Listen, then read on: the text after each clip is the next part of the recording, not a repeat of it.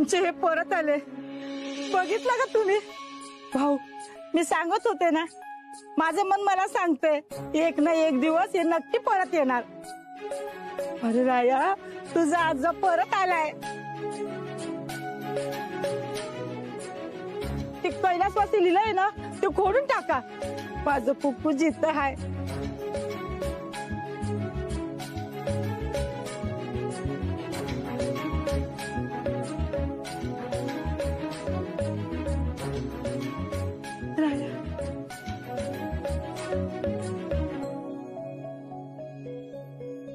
आबा,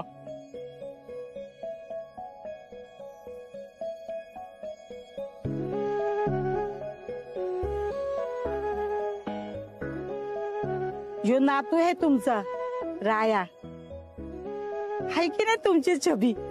समजा तुमचंच गुण आहे बघा याच्यात. एकदा एखादी गोष्ट ठरवली की ठरवली, मग माघार नाही. आबा, आजपर्यंत घरी फक्त फोटो मध्येच बघितलंय तुम्हाला. आजोबांचं प्रेम कधी मिळालंच नाही. एकदा फक्त मिठी मारायची होती तुम्हाला आबा.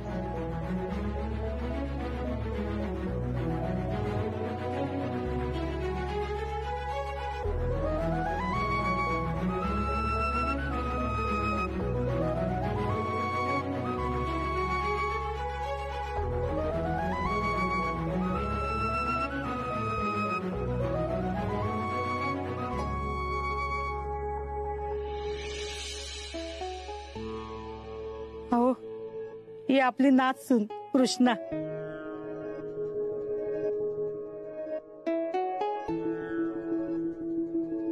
अखंड सौभाग्यवती भव.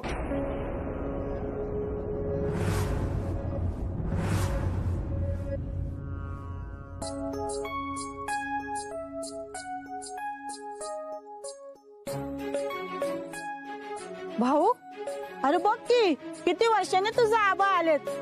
त्यांना भेटणार नाहीस होय?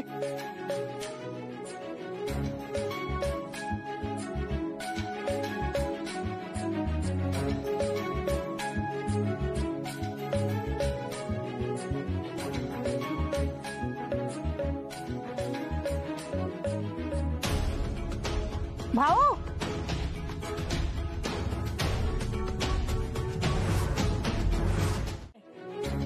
मी आले लगेच.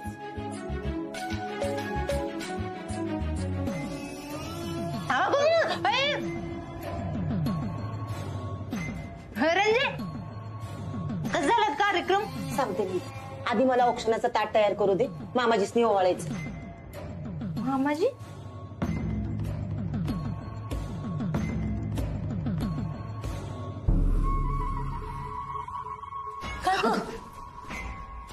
काय करतेस? काय झालं गुलेत्या? कोण आहेत ग हे? दादासाहेब माघारी आलं. कोण दादासाहेब? रणजीचा सासरा, भाऊसाहेबांचं वडील आहेत दादासाहेब. रायान भाऊसाहेबांपेक्षा डेंजर आहेत.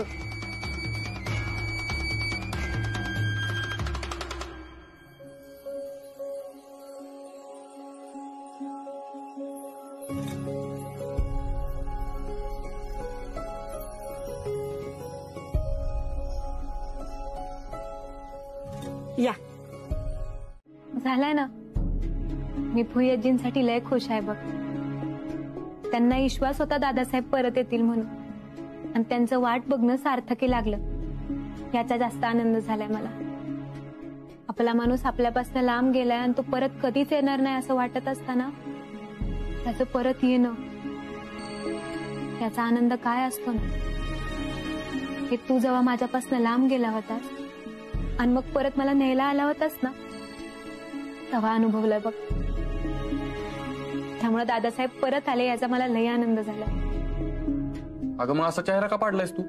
कारण दादासाहेबांनी मला सौभाग्यवती भव असा आशीर्वाद दिलाय, आणि फुईआजींनी मी या घरची सून आहे अशी ओळख करून दिली आहे दादासाहेबांना. पण आता मी या घरची सून नाही राहिली आहे राया. कृष्णा, अगं फुईने तुला एवढ्या वेळा समजवलं तरी का परत परत तू असा विचार करतेस ग? कारण मला या सगळ्या गोष्टींची भीती वाटते राया. आपला घटस्फोट झालाय हे आता दादासाहेबांपासून पण लपवावं लागणार आहे. पण तू बघितलंस ना त्यांचा स्वभाव किती कडक आहे ते. त्यांना जर हे सगळं कळालं तर? नाही कळणार. आपण त्यांना काय कळूच द्यायचं नाही तर. मी आतापर्यंत भुयाजीकडनं, भाऊसाहेबांकडनं आणि आईकडनं फक्त ऐकलं होतं. आज तर प्रत्यक्षात बघितलंय. त्यावरनं मला खात्री पटली. दादासाहेब एकदम कडक शिस्तीचे आणि संस्काराचे आहेत. त्यांना हे सगळं नाही पटणार. एक वेळ भाऊसाहेबांना आपल्या घटस्फोटाबद्दल कळलं ना तरी ते बी आपल्याला माफ करतील, पण दादासाहेबांचं काही बी सांगता येणार नाही. याचीच तर भीती वाटते राया मला. अरे तुळशी वृंदावनाची जागा चुकली तरी ते केवढे भडकले होते. मग विचार कर, त्यांना आपल्या चुकीबद्दल कळालं तर ते काय करतील? अगं मग मी सांगेन की त्यांना माझ्या मनातली कृष्णाची जागा एकदम बरोबर आहे. ती कुणीच हलवू शकणार नाही.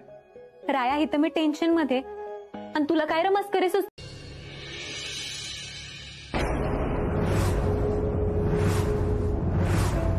कृष्णा, अगं सांभाळून की. घटस्फोटाचं पेपर आहेत ते. चुकून जर दादासाहेबांना कळालं ना तर काय खरं नाही बघ. याचा विचार बी नको.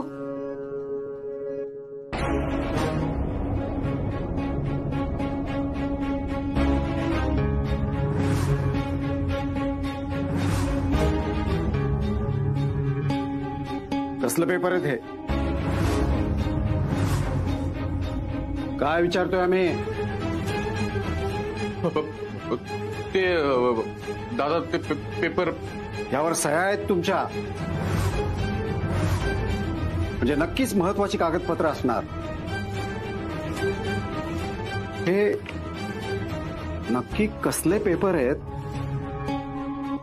ते इंग्रजी असल्यामुळे आम्हाला सांगता येत नाहीये, पण ह्याच्याकडे बघितल्यावरच कळतंय की ही सरकारी महत्वाची कागदपत्र आहेत. हो, म्हणजे सरकारीच कागदपत्र आहेत ते, पण लय अशी महत्वाची नाहीत ते. ठीक, फाडून टाक. नाही नाही नाही, मी म्हणलं लय महत्वाची नाहीत. तशी महत्वाचीच कागदपत्र आहेत. एवढं कळतंय तर मग ते नीट सांभाळून ठेवायला नको? हे शेवटचं. यानंतर आम्हाला एकही कसलाही कागद कुठेही ठेवलेला चालणार नाही. कचरा असला तरी तो कचऱ्याच्या डब्यातच गेला पाहिजे, आणि महत्वाचा कागद असेल तर त्याचं महत्व कायम राहील अशा पद्धतीने तो नीट सांभाळून ठेवला पाहिजे. आम्हाला निष्काळजीपणा करणाऱ्या माणसांची प्रचंड चीड येते, कळलं का? दादा, परत अशी चुकी होणार नाही. तुम्ही उभे का? या ना. काय काम होतं का? काही काम असलं तरच या घरातली माणसं एकमेकांच्या खोलीत जातात का? आम्हाला आमच्या नातवाची खोली पाहावीशी वाटली तर आम्ही यायचं नाही का? दादा, तसं नाही हो. सगळं तुमचंच आहे की. बघा. आम्हाला इतरांनी एखादी गोष्ट करायला सांगितली तर ती आम्ही करत नाही. आम्ही आमच्या मर्जीचे मालक आहोत. आता परत जेव्हा केव्हा आम्हाला ही खोली पाहावीशी वाटेल तेव्हा आम्ही परत येऊ.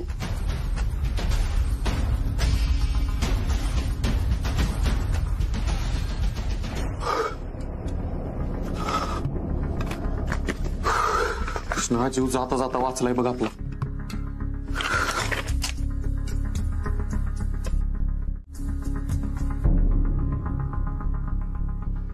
दादा, येतो. कारखान्यात निघालो. थांबा.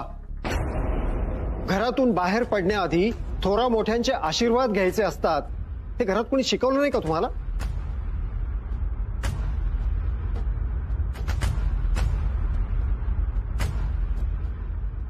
येतो. ही कुठे चालली आहे? कारखान्यात. तुम्हाला विचारलंय का? तुम्ही बोला. मामांची कारखान्यात काम करायला निघाली. कारखान्यात काय काम करणार तू? आणि विधात्यांच्या घरातल्या बायका बाहेर जाऊन कधीपासून काम करायला लागल्या? बायकांनी घर सांभाळायचं असतं आणि पुरुषांनी बाहेर जाऊन कमवून आणायचं असतं. विधात्यांच्या घरातल्या पुरुषांमध्ये एवढा पण दम नाही राहिला की ते बाहेर जाऊन कमवून आणतील आणि घर सांभाळतील. म्हणजे तसं काय? आम्हाला समजवायच्या भानगडीत पडू नका. तुम्ही विधात्यांच्या घरातल्या सून आहात की कारखान्यातला कामगार?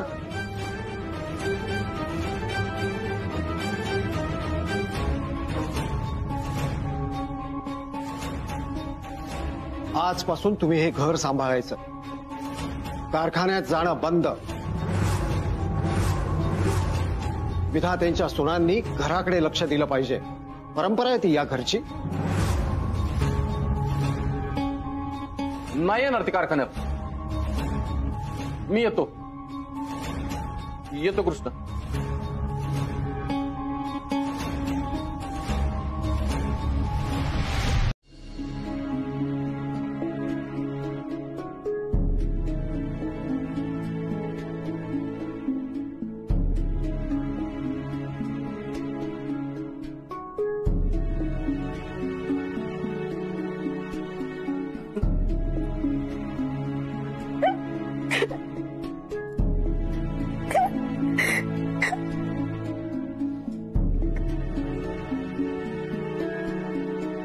कृष्णा,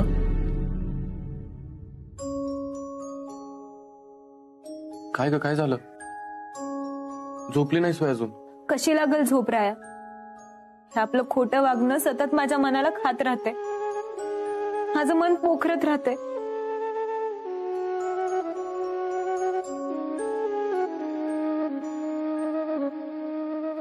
कृष्णा,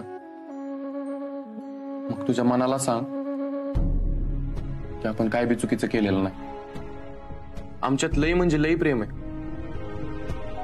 आणि प्रेम कुठल्या बी नात्याच्या पलीकडचं असतं. आम्ही कुणाशीच खोटं बोललो नाही, फक्त काही गोष्टी लपवल्या. ही घटस्फोटाची गोष्ट जर घरातल्यांना कळाली तर त्यांचा आपल्यावर असलेल्या विश्वासाला किती मोठा तडा जाईल ह्याचा कधी विचार केलायस खरं तू? आपण फक्त खोटं बोलत नाहीये राया, आपण त्यांच्या विश्वासासोबत, त्यांच्या भावनांसोबत खेळतोय. मला नाही असं वाटत. हे बघ, घरच्यांना बी हेच वाटतं ना की आपण एकत्र असावं, सोबत राहावं. उलट आपण त्यांची इच्छाच पूर्ण करतोय की. आणि तू म्हणली तसं तर घरच्यांना आपल्या घटस्फोटाबद्दल कळालंच तर त्याची सगळी जबाबदारी मी घेईन कृष्ण.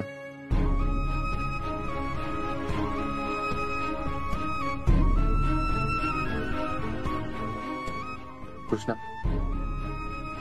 मी तुझी साथ कधीच सोडणार नाही. कायम तुझ्या सोबत असेल. तुला कुणाला उत्तर द्यावं लागणार नाही याची काळजी घेईन मी. तुला काय गरज होती त्यांना विचारायची? तुम्हाला ताक पाहिजे का? अगं आता मला वाटलं म्हातारं वय म्हणलं की अनिलला बाहेर पाठवून ताक मागवून घेता येईल. व्हायचं मला बी प्याला मिळालं असतं. तर आता ह्या म्हाताऱ्याला घरातलंच ताक पाहिजे. कुठनं द्यायचं ह्याला घरातलं ताक? मला पण कळत नाही. आपण इम्प्रेशन पाडायला गेलो आणि आपलीच वाट लागली. नाहीतर काय. काय झालं? तुम्ही ताक आणायला गेला नाही अजून? हा नाही, ते मी तुम्हाला विचारणार होती, तुम्ही कवाचं ताक पिणार आहे सा? म्हणजे आत्ता पिणार का जेवणासंग पिणार आहे सा? तुम्ही ताक आणा आधी, ते आम्ही नंतर बघू कधी प्यायचं ते. आणि आधी तुमच्या सुनेला पाजा, तिला फारच उचक्या लागल्यात. थांबली उचकी. दादासाहेब, तुमचे पाय चेपून देऊ का? काय म्हातारा वाटलो का मी? का आजारी? नाही, तसं नव्हतं म्हणायचं मला. मग कसं म्हणायचं होतं? अहो म्हणजे घरातल्या मोठ्या माणसांची सेवा करणं माझं कर्तव्य आहे. मला खूप आवडतं. मी आत्याचे रोज पाय चेपते म्हणून विचारलं. हो ना आत्या?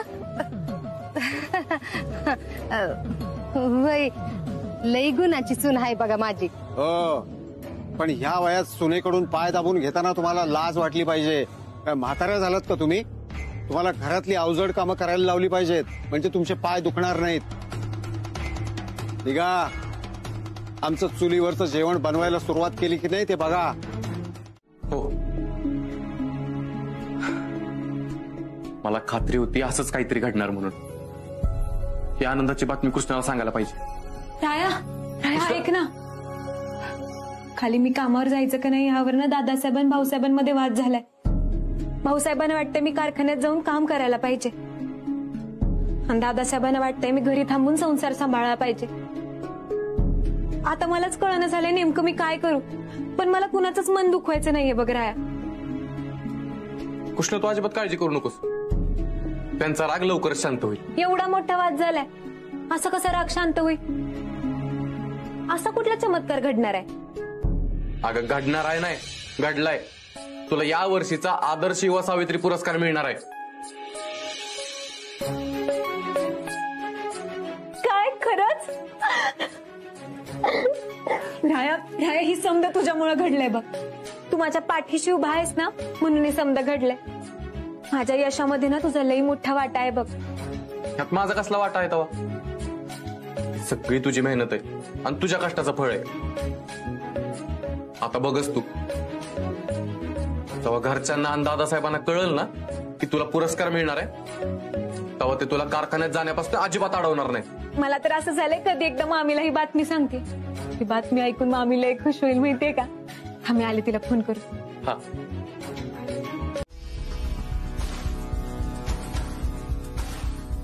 आज पहिला दिवस आहे म्हणून उत्साह दाखवताय तुम्ही, पण हे असंच अखंड चालू राहिलं पाहिजे. त्यात खंड पडलेला, टाळाटाळ केलेली आम्हाला अजिबात चालणार नाही.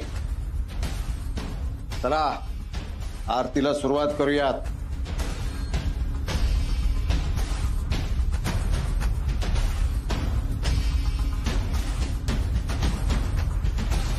युगे 28 विटेवरी उभा, वामांगे रुक्माई दिसे दिव्य शोभा.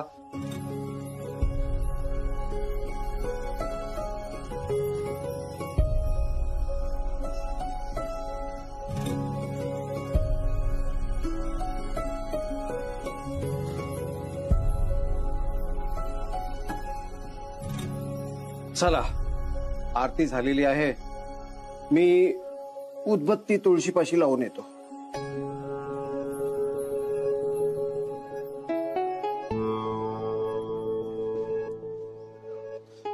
राम कृष्ण हरी पांडुरंगा विठ्ठला.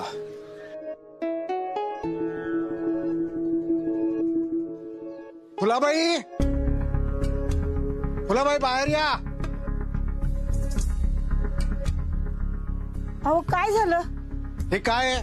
अहो तुम्हीच बोलला होता ना की अंगणात तुळस पाहिजे म्हणून. त्याच्याबद्दल बोलत नाहीये मी. मग कुठं काय घाण दिसते का? अहो जे अंगण सारवलेलं नसतंय ते आमच्यासाठी घाणच असतंय. अहो घराच्या शोभेची सुरुवात अंगणापासूनच होते. अंगण कसं छान पैकी शेणानं सारवलेलं पाहिजे. पण इथं समद्या परंपरा खुंटीला टांगून ठेवल्यात आणि हे अंगण हे असंच ठेवलंय. तर तो इथं काम करतो त्या पोराचं काय नाव? अनिल. हा बोलवा त्याला. हा, अनिल. ए अनिल. हा बाय दादा. हा त्याच्याकडे नाही, माझ्याकडे काम आहे. हा दादासाहेब. जा गोठ्यातून शेण घेऊन ये. अहो अंगण शेणानं सारवलं ना की त्या शेणाचा गंध, ते सारवलेलं अंगण यामुळे किती प्रसन्नता वाटते ह्याची तुम्हाला काही कल्पना आहे का? आता हे समजा आम्हालाच सांगायला लागतंय संस्कार काय असतात, परंपरा काय असतात. दादासाहेब शेण ठेव तिथं. आता ही कृष्णीला सारवायला होते ती वाटतं. चला कोणाकोणाला शेणाने सारवायला येत आहे? मी सारवते. वय माग. घरातल्या समद्यांवर संस्कार झाले पाहिजेत. हा तुम्ही दोघी या पुढं आणि घ्या सारवायला. चला लवकर.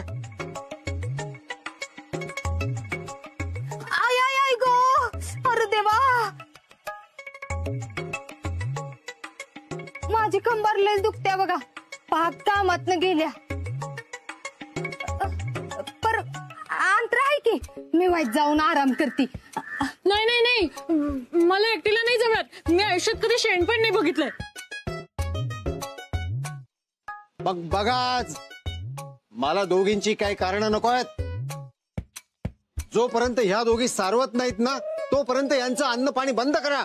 पाणी शेण कालवायला. चला या पुढं, ते पाणी घ्या, शेणात कालवा आणि सुरुवात करा. चला या.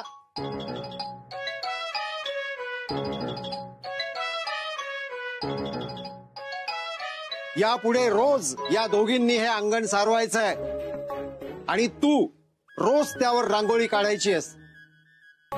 यात कुठल्याही प्रकारची कसलीही कसर आम्ही खपवून घेणार नाही. बघत काय बसलाय, सुरू करा. कसं तरी होत.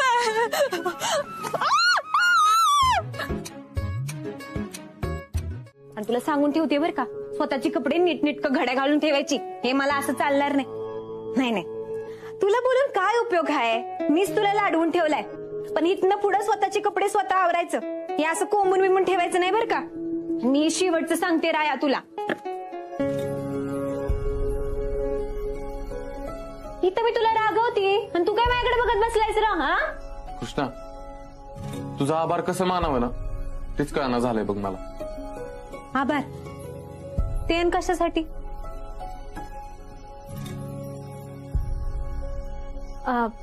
मी कपड्यांच्या घड्या घातल्या म्हणून का. नाही,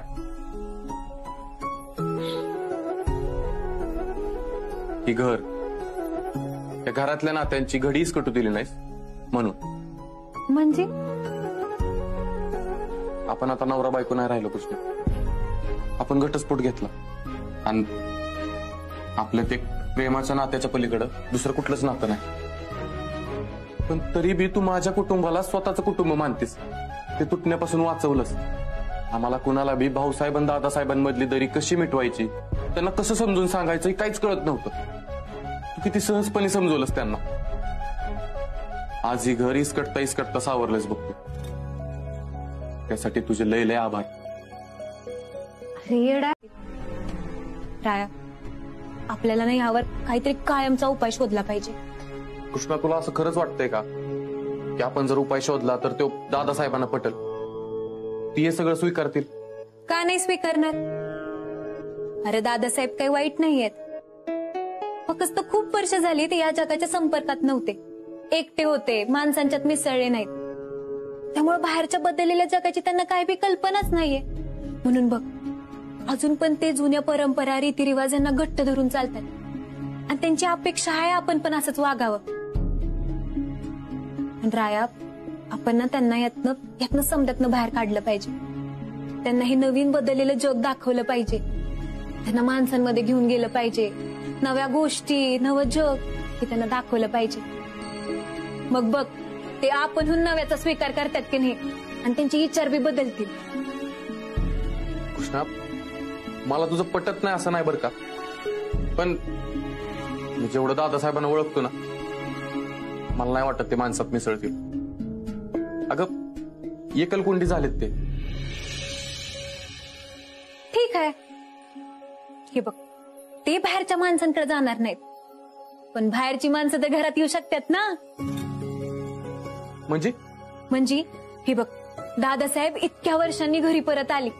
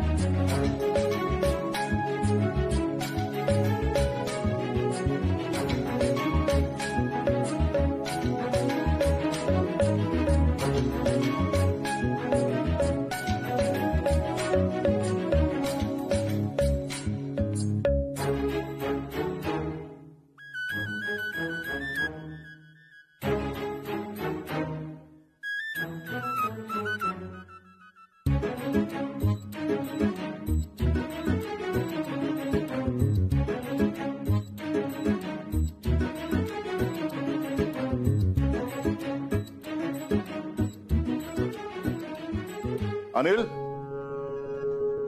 अनिल हा भाऊसाहेब. जेवणाच्या पंक्ती सुरू करा. राय चला ना.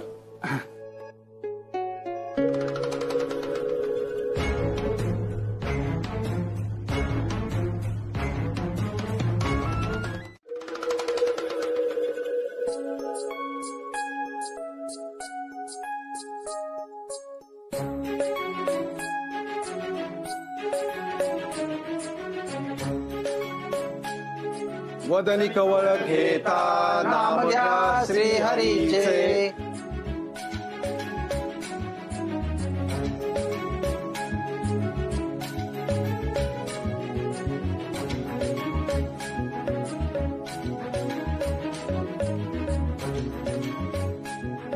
मंडळी करा सुरुवात.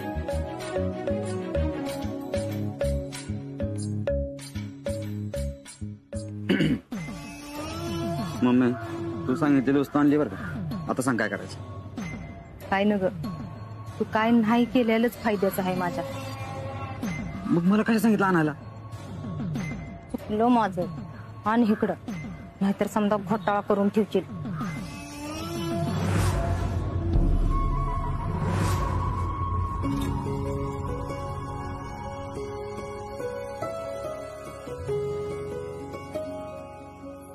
पुरी अरे अनिल भात आण ना.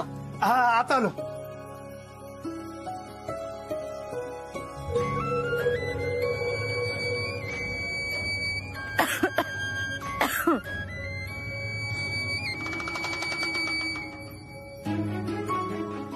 काय पण म्हणा भाऊसाहेबांच्या घरचं जेवण मात्र उत्तमच. प्रसादाचं आणि जेवणाचं पावित्र्य राखणं कोणाकडनं शिकावं ते तर फक्त विधाते कुटुंबियाकडनंच.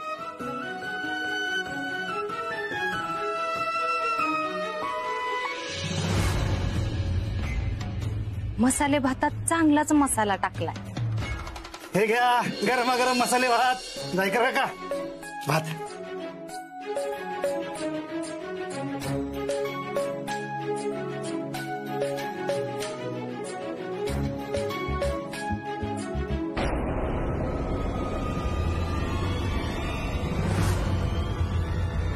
मटणाचा तुकडा.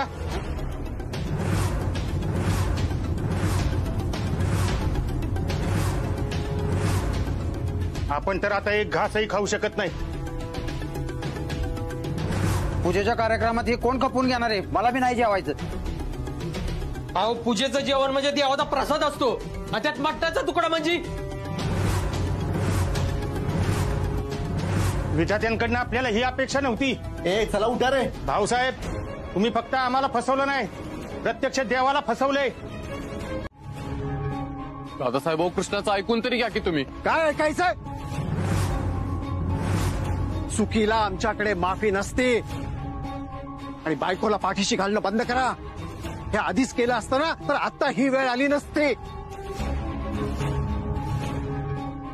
ही मुलगी सून म्हणून अजिबात लायक नाहीये या घराला.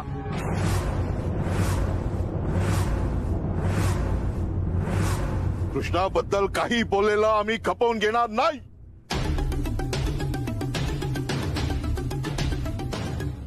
आम्हाला नाही वाटत जे झालं त्यात कृष्णाची काही चूक आहे. कोणीतरी मुद्दामून खोडसाळपणाने हे केलंय. मग आणा ना त्या माणसाला आमच्या समोर. उगाच हवेत गोळ्या झाडू नका. आम्ही हवेत गोळ्या झाडत नाहीये. कृष्णा आमच्या समोर लहानाची मोठी झाली. आम्ही तिला चांगलं ओळखतो. ती कधीच कोणत्याही कामाची चाल ढकल करत नाही. आम्ही ज्या ज्या वेळेस तिच्यावर जबाबदारी टाकलीये ती 100% पूर्ण केलीये तिनं. तोच तुमचा विश्वास हिने मातीत मिळवलाय. तिने आमचाच नाही तर सगळ्या गावाचा अपमान केलाय. आणि तिला माफी मागावी लागेल. आमची आणि सगळ्या गावाची. सुनबाई तुमच्यात जरा जरी चाड असेल ना तर या पुढे आणि मागा माफी. नाही मागायची कृष्णा. कृष्णा माफी मागणार नाही. माफी त्याने मागायची असते ज्याने चूक केलीये. आणि आम्हाला नाही वाटत कृष्णाने काही चूक केलीये म्हणून. पूजेचा घाट हिने घातला होता. हिला पूजेची जबाबदारी पार पाडता आली नाही म्हणून माफी सुद्धा हिनेच मागितली पाहिजे. तसं असेल तर मग आम्ही या घराचे कर्ते पुरुष आहोत. आज झालेल्या पूजेची, घरात घडणाऱ्या प्रत्येक गोष्टीची जबाबदारी आमची आहे. आम्ही माफी मागतो. मंडळी, आम्ही भाऊसाहेब बिदाते आज जो प्रकार घडला त्याच्याबद्दल आम्ही तुमची हात जोडून माफी मागतो. तुम्हाला जेवढा त्रास झाला तेवढाच त्रास आम्हाला पण झाला. तरी सुद्धा तुम्ही जी शिक्षा द्याल ती आम्हाला मान्य. आमची माफी स्वीकार करा.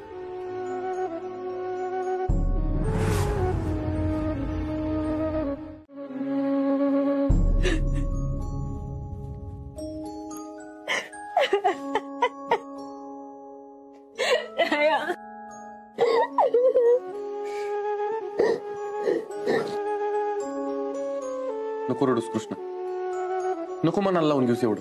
राया, मी तो मांसाचा तुकडा नव्हता प्रसादात टाकला. माझ्याकडनं अशी चूक होणं शक्यच नाही. मी किती मन लावून प्रसाद बनवला होता. कृष्णा, मी काय आज ओळखतो का तुला? हा, आणि मलाच काय सगळ्यांना माहित आहे. तुझ्यावर जर एखादी जबाबदारी सोपवली ना, तू किती मन लावून ती पार पाडतेस. तू बिदा त्यांच्या इज्जतीचा, त्यांच्या मान सन्मानाचा विचार करतेस. कृष्णा, तुझ्याकडनं अशी चूक होणं शक्यच नाही बघ. तुला वाटतंय राया, दादासाहेबांचं काय? त्यांच्यासाठी मी निष्काळजी, बेजबाबदारी ठरली आहे. कृष्णा, नाही, मांसाचा तुकडा प्रसादात सापडला हे त्यांच्या डोक्यातनं कधीच जाणार नाही राया. आणि त्यांच्याच काय, माझ्या पण डोक्यातनं हे कधीच जाणार नाहीये. त्यांचं पण बरोबरच आहे राया. हा पूजेचा अख्खा घाट मीच घातला होता. मग मांसाचा तुकडा प्रसादात सापडला ह्याची जबाबदारी पण माझीच आहे. माझ्यामुळे विधात्यांचं नाव खराब झालं. माझ्यामुळे भाऊसाहेबांना सगळ्यांची माफी मागावी लागली. कृष्णा, नको स्वतःला विनाकारण शिक्षा देऊस. दादासाहेबांनी भाऊसाहेबांमधला वाद मिटावा म्हणून मी हा पूजेचा घाट घातला. पण जे काय घडलं त्याच्यामुळे आणखीनच वाद वाढला. गावातल्या लोकांची त्यांना बोलणी ऐकावी लागली. तू अजिबात काळजी करू नकोस. घरातली माणसं, गावातली माणसं सगळ्यांनी तुला चुकीचं समजून जरी विरोध केला ना, तरी मी आणि भाऊसाहेब कायम तुझ्या सोबत असू.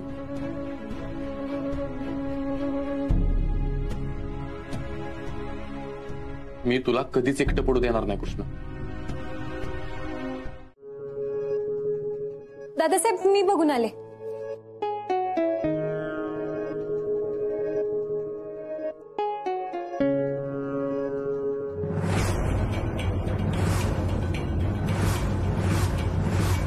हे संस्कार बघून पारणं फिटलं आमच्या डोळ्यांचं. काय झालं मामांजी? कपाळाला कुंकू लावणं सोडले वाटतं आजकालच्या पिढीच्या पोरींनी.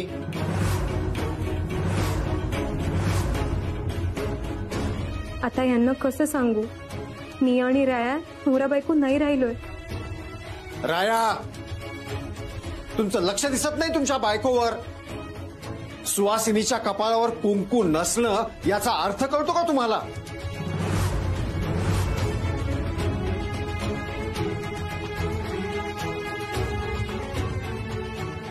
पुढे